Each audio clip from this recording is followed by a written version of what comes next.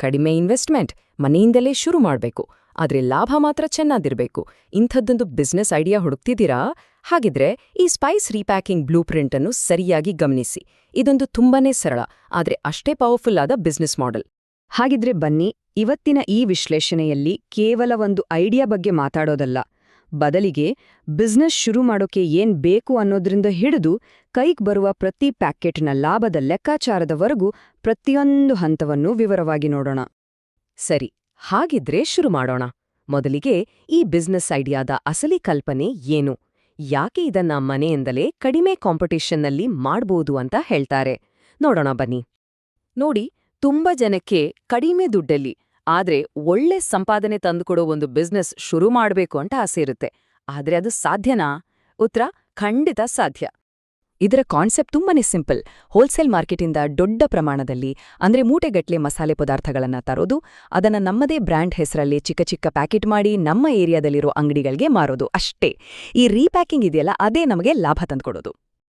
ಹಾಗಿದ್ರೆ ಈ ಬಿಸ್ನೆಸ್ ಶುರು ಮಾಡೋಕೆ ಏನೆಲ್ಲ ಬೇಕೋ? ದೊಡ್ಡ ಫ್ಯಾಕ್ಟರಿ ಬೇಕಾ? ಲಕ್ಷಾಂತರ ರೂಪಾಯಿ ಬೇಕಾ? ಖಂಡಿತ ಇಲ್ಲ. ನೋಡಿ, ನಿಮ್ಗೆ ಬೇಕಾಗಿರೋದು ಜಸ್ಟ್ 4 ವಸ್ತುಗಳು. 1. ಪ್ಯಾಕೆಟ್ ಸೀಲ್ ಮಾಡೋಕೆ ಒಂದು ಪುಟ್ಟ ಸೀಲಿಂಗ್ ಮಷೀನ್. 2. ಕರೆಕ್ಟಾಗಿ ತೂಕ ಮಾಡೋಕೆ ಒಂದು ಡಿಜಿಟಲ್ ವೇಯಿಂಗ್ ಸ್ಕೇಲ್. 3. ಪ್ಯಾಕ್ ಮಾಡೋಕೆ ಬೇಕಾದ ಪೌಚ್ಗಳು. ಮತ್ತು 4ನೇದು, ನಿಮ್ಮದೇ ಒಂದು ಪುಟ್ಟ ಬ್ರ್ಯಾಂಡ್ ಗುರುತಿಗೋಸ್ಕರ ಒಂದು ರಬ್ಬರ್ ಸ್ಟ್ಯಾಂಪ್ ಮತ್ತು ಸ್ಟೇಪ್ಲರ್. ಅಷ್ಟೇ. ಇವೆಲ್ಲ ಸೇರಿ ಎಷ್ಟು ಖರ್ಚಾಗ್ಬೋದು ಅಂತೀರಾ? ಜಸ್ಟ್ ಒಂದು 5,000 ರೂಪಾಯಿ. ಹೌದು, ನೀವು ಕೇಳಿದ್ದು ಸರಿನೇ. ಕೇವಲ 5,000 ರೂಪಾಯಿ ಇದ್ರೆ ಸಾಕು, ಈ ಬಿಸ್ನೆಸ್ ಶುರು ಮಾಡ್ಬೋದು. ಓಕೆ, ಮಷೀನ್ ಎಲ್ಲ ಬಂತು. ಈಗ ಅಸಲಿ ಆಟ ಶುರುವಾಗೋದು.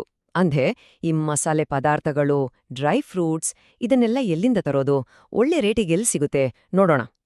ಬೆಸ್ಟ್ ಪ್ರೈಸ್ ಬೇಕು, ಕ್ವಾಲಿಟಿನೂ ಚೆನ್ನಾಗಿರ್ಬೇಕು. ಅಂದ್ರೆ ಬೆಂಗಳೂರಿನ ಯಶವಂತಪುರ ಅಥವಾ ದೆಹಲಿಯ ಖಾರಿಬಾವಲಿಯಂತಹ ದೊಡ್ಡ ಹೋಲ್ಸೇಲ್ ಮಾರ್ಕೆಟ್ಗಳಿಗೆ ಹೋಗೋದೇ ಒಳ್ಳೇದು. ಅಲ್ಲಿಗೆ ಹೋಗಿ ನಿಮ್ಮ ಏರಿಯಾದಲ್ಲಿ ಜನ ಏನ್ ಕೇಳ್ತಾರೆ ಅಂತ ನೋಡ್ಕೊಂಡು ಅದಕ್ಕೆ ತಕ್ಕಂತೆ ಒಳ್ಳೆ ಕ್ವಾಲಿಟಿಯ ಪದಾರ್ಥಗಳನ್ನ ಸೆಲೆಕ್ಟ್ ಮಾಡಿ. ಸರಿ, ಈಗ ಸಾಮಾನು ತಂದಾಯ್ತು. ಈಗ ಇದನ್ನ ಮಾರಾಟಕ್ಕೆ ರೆಡಿ ಮಾಡ್ಬೇಕು. ಇಲ್ಲಿ ಪ್ಯಾಕೇಜಿಂಗ್ ಅನ್ನೋದು ತುಂಬಾನೇ ಇಂಪಾರ್ಟೆಂಟ್ ಪಾತ್ರ ವಹಿಸುತ್ತೆ. ಶುರುವಿನಲ್ಲಿ ದೊಡ್ಡ ಬ್ರ್ಯಾಂಡಿಂಗ್, ಕಲರ್ ಪ್ರಿಂಟಿಂಗ್ ಎಲ್ಲ ಬೇಕಿಲ್ಲ.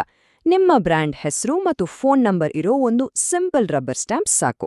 ಇದನ್ನ ಪ್ರತಿ ಪ್ಯಾಕೆಟ್ ಮೇಲೆ ಹಾಕಿದ್ರೆ ನೋಡೋಕೂ ಒಂದು ಪ್ರೊಫೆಷನಲ್ ಲುಕ್ ಬರುತ್ತೆ. ಹಾಗೆ ಅಂಗಡಿಯವರು ಮತ್ತೆ ಆರ್ಡರ್ ಮಾಡೋಕೂ ಸುಲಭವಾಗುತ್ತೆ. ಅಯ್ಯೋ, ಬಿಸ್ನೆಸ್ ಅಂದ್ಮೇಲೆ ಲೈಸೆನ್ಸ್, GST ಎಲ್ಲ ಬೇಕಲ್ವಾ ಅಂತ ತಲೆ ಕೆಡಿಸ್ಕೋಬೇಡಿ. ಮೊದಲು ಸಣ್ಣದಾಗಿ ವ್ಯಾಪಾರ ಶುರು ಮಾಡಿ. ಬಿಸ್ನೆಸ್ ಚೆನ್ನಾಗಿ ಪಿಕಪ್ ಆದ್ಮೇಲೆ ಈ ಲೀಗಲ್ ಪ್ರೊಸೀಜರ್ಗಳನ್ನ ಮುಗಿಸ್ಬಹುದು. ಸ್ಟಾರ್ಟ್ ಮಾಡೋಕೆ ಇದು ಅಡ್ಡಿ ಆಗ್ಬಾರ್ದು. ಓಕೆ, ಪ್ರಾಡಕ್ಟ್ ರೆಡಿ ಆಯ್ತು, ಪ್ಯಾಕಿಂಗ್ ಆಯ್ತು. ಈಗ ಇದನ್ನ ಮಾರುಕಟ್ಟೆಗೆ ಹೇಗೆ ತಲುಪಿಸೋದು? ಅಂದ್ರೆ ನಮ್ಮ ಸೇಲ್ಸ್ ಸ್ಟ್ರಾಟಜಿ ಹೇಗಿರ್ಬೇಕು? ನೋಡಿ, ಇಲ್ಲಿ 2 ದಾರಿಗಳಿವೆ. ಒಂದು, ನೇರವಾಗಿ ಅಂಗಡಿಗಳಿಗೆ ಮಾರಾಟ ಮಾಡೋದು. ಇನ್ನೊಂದು, ಹೋಲ್ಸೇಲರ್ಗಳಿಗೆ ಕೊಡೋದು. ಆದ್ರೆ ನೀವು ಶುರು ಮಾಡ್ತಿದ್ರೆ ನೇರವಾಗಿ ಅಂಗಡಿಗಳಿಗೆ ಮಾರೋದೇ ಬೆಸ್ಟ್. ಯಾಕ್ ಗೊತ್ತಾ? ಇದರಲ್ಲಿ ಲಾಭ ಜಾಸ್ತಿ ಮತ್ತೆ ದುಡ್ಡು ತಕ್ಷಣ ಕೈಗೆ ಬರುತ್ತೆ. ಹೋಲ್ಸೇಲರ್ಗಳು ಹೆಚ್ಚಾಗಿ ಕ್ರೆಡಿಟ್ ಮೇಲೆ ಅಂದ್ರೆ ಸಾಲದಲ್ಲಿ ಬಿಸ್ನೆಸ್ ಮಾಡ್ತಾರೆ. ಏನ್ ಮಾಡ್ಬೇಕು ಅಂದ್ರೆ, ನಿಮ್ಮ 2 ವೀಲರ್ ತಗೊಳ್ಳಿ, ನಿಮ್ಮ ಏರಿಯಾದಲ್ಲಿರೋ ಒಂದು 30-40 ದಿನಸಿ ಅಂಗಡಿಗಳ ಲಿಸ್ಟ್ ಮಾಡ್ಕೊಳ್ಳಿ, ಅವ್ರ ಹತ್ರ ಹೋಗಿ ಮಾತಾಡಿ ಒಳ್ಳೆ ಸಂಬಂಧ ಬೆಳೆಸ್ಕೊಳ್ಳಿ. ಮುಖ್ಯವಾಗಿ ಕ್ವಾಲಿಟಿ ಮತ್ತು ಸಪ್ಲೈ ಎರಡನ್ನೂ ಕರೆಕ್ಟಾಗಿ ಮೇಂಟೈನ್ ಮಾಡಿದ್ರೆ ಬಿಸ್ನೆಸ್ ನಿಲ್ಲಲ್ಲ. ಸರಿ, ಎಲ್ಲ ಆಯ್ತು. ಈಗ ಎಲ್ಲರಿಗೂ ಇರೋ ಅತಿ ದೊಡ್ಡ ಪ್ರಶ್ನೆ, ಲಾಭ ಎಷ್ಟು? ಪ್ರತಿ ಪ್ಯಾಕೆಟ್ ಮೇಲೆ ನಮಗೆ ಎಷ್ಟು ಉಳಿಯುತ್ತೆ? ಬನ್ನಿ, ಈಗ ಒಂದು ಸಿಂಪಲ್ ಲೆಕ್ಕಾಚಾರ ನೋಡೇ ಬಿಡೋಣ. ಉದಾಹರಣೆಗೆ, ಒಂದು 50 ಗ್ರಾಂ ಪ್ಯಾಕೆಟ್ ಮಾಡೋಕೆ ಎಷ್ಟು ಖರ್ಚಾಗತ್ತೆ ನೋಡೋಣ. ಅದರಲ್ಲಿರೋ ಮಸಾಲೆಗೆ ಸುಮಾರು 30 ರೂಪಾಯಿ ಅಂದ್ಕೊಳ್ಳಿ. ಪ್ಯಾಕ್ ಮಾಡೋ ಪೌಚ್ಗೆ 1.5 ರೂಪಾಯಿ, ಸ್ಟೇಪ್ಲರ್ ಪಿನ್ ಇತ್ಯಾದಿ ಅಂತ ಒಂದು 50 ಪೈಸೆ. ಅಂದ್ರೆ ಒಂದು ಪ್ಯಾಕೆಟ್ ರೆಡಿ ಮಾಡೋಕೆ ನಮಗ್ ತಗೊಳ್ಳೋ ಒಟ್ಟು ಖರ್ಚು 32 ರೂಪಾಯಿ. ಓಕೆ, ನಮಗೆ ಖರ್ಚಾಗಿದ್ದು 32 ರೂಪಾಯಿ. ಇದನ್ನ ನಾವು ಅಂಗಡಿಯವರಿಗೆ ಮಾರೋದು 40 ರೂಪಾಯಿಗೆ. ಅಂದ್ರೆ ಮಾರಾಟವಾದ ಪ್ರತಿಯೊಂದು ಪ್ಯಾಕೆಟ್ ಮೇಲೆ ನಮ್ಗೆ ಸಿಗೋ ನೇರ ಲಾಭ 8 ರೂಪಾಯಿ. ನೋಡಿ, ಎಷ್ಟು ಸಿಂಪಲ್ ಮತ್ತು ಕ್ಲಿಯರ್ ಆಗಿದೆ ಪ್ರಾಫಿಟ್. ಇಷ್ಟೇ ಅಲ್ಲ, ನೀವು 40 ರೂಪಾಯಿಗೆ ಮಾರಿದ ಪ್ಯಾಕೆಟ್ ಅನ್ನು ಅಂಗಡಿಯವರು ಕಸ್ಟಮರಿಗೆ ಸುಮಾರು 50 ರೂಪಾಯಿಗೆ ಮಾರಾಟ ಮಾಡ್ತಾರೆ. ಅಂದ್ರೆ ಅವರಿಗೂ ಒಂದು 10 ರೂಪಾಯಿ ಲಾಭ ಸಿಗುತ್ತೆ. ಹೀಗಾದಾಗ ಎಲ್ರಿಗೂ ಖುಷಿ, ವ್ಯಾಪಾರ ಚೆನ್ನಾಗಿ ನಡೆಯುತ್ತೆ. ಹಾಗಿದ್ರೆ ನಾವು ಇವತ್ತು ಕಲಿತ ಪ್ರಮುಖ ಪಾಠಗಳು ಏನು? 1. ಕಡಿಮೆ ಬಂಡವಾಳದಲ್ಲಿ ಶುರು ಮಾಡಿ. 2. ನೇರವಾಗಿ ಅಂಗಡಿಗಳಿಗೆ ಮಾರಾಟ ಮಾಡಿ ಲಾಭ ಜಾಸ್ತಿ ಮಾಡ್ಕೊಳ್ಳಿ. 3 ಕ್ವಾಲಿಟಿ ವಿಷಯದಲ್ಲಿ ಕಾಂಪ್ರಮೈಸ್ ಆಗಬೇಡಿ. 4 ಮಾರಾಟ ಜಾಸ್ತಿಯಾದ ಹಾಗೆ ನಿಮ್ಮ ಲಾಭವೂ ಜಾಸ್ತಿಯಾಗತ್ತೆ. ಕೊನೆಯದಾಗಿ ಒಂದು ಯೋಚನೆ.